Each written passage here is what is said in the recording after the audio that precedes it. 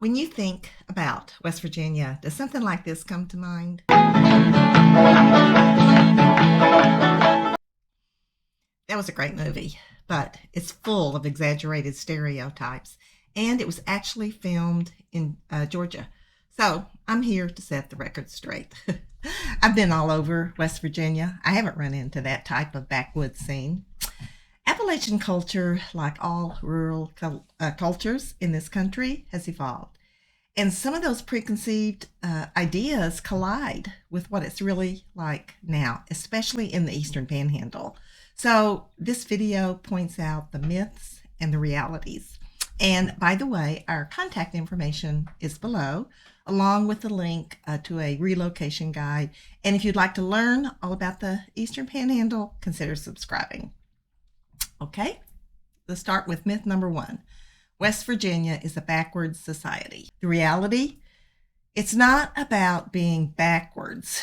It's about embracing a more conservative, family-oriented, small-town vibe.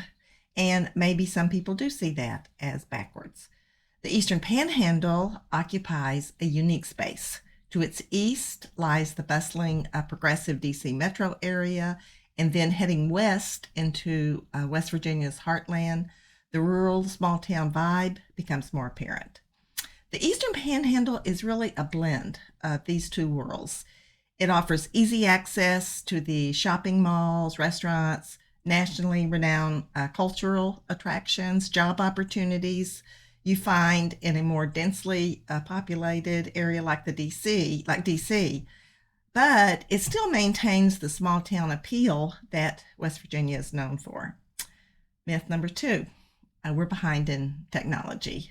The reality, West Virginia as a whole has historically found itself trailing in technology. But there's been recent programs and funding initiatives, including, thanks to Senator Joe Manchin, two substantial grants from the Economic Development Administration that are directed to create economic opportunities in the technology sector.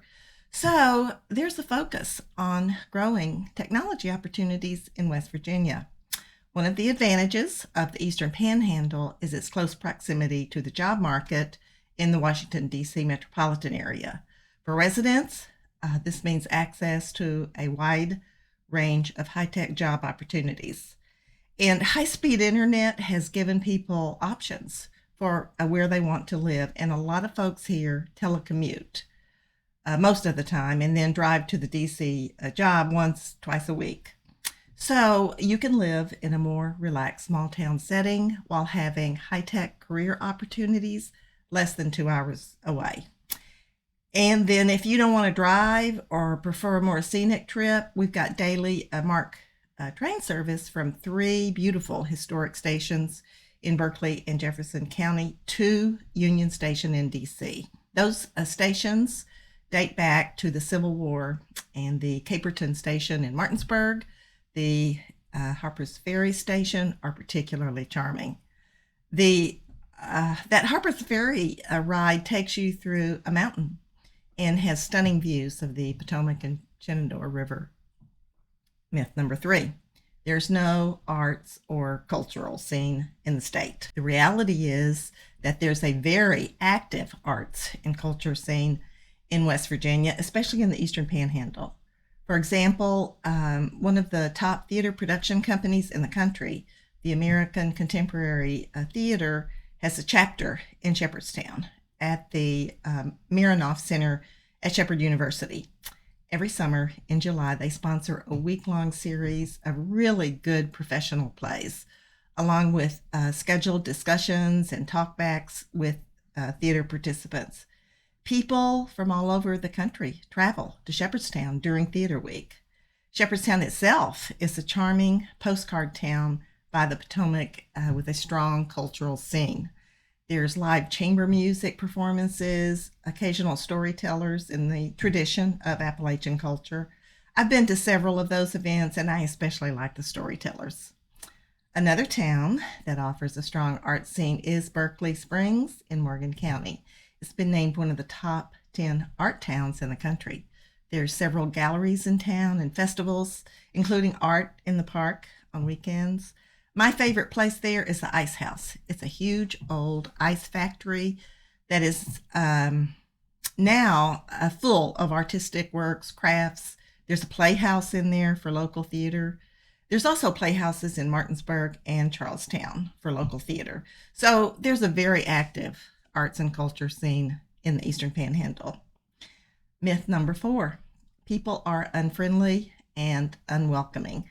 I get that feedback on some of my YouTube videos, and the reality is that the opposite is true. And one of the things we noticed when we moved here is how people acknowledge each other.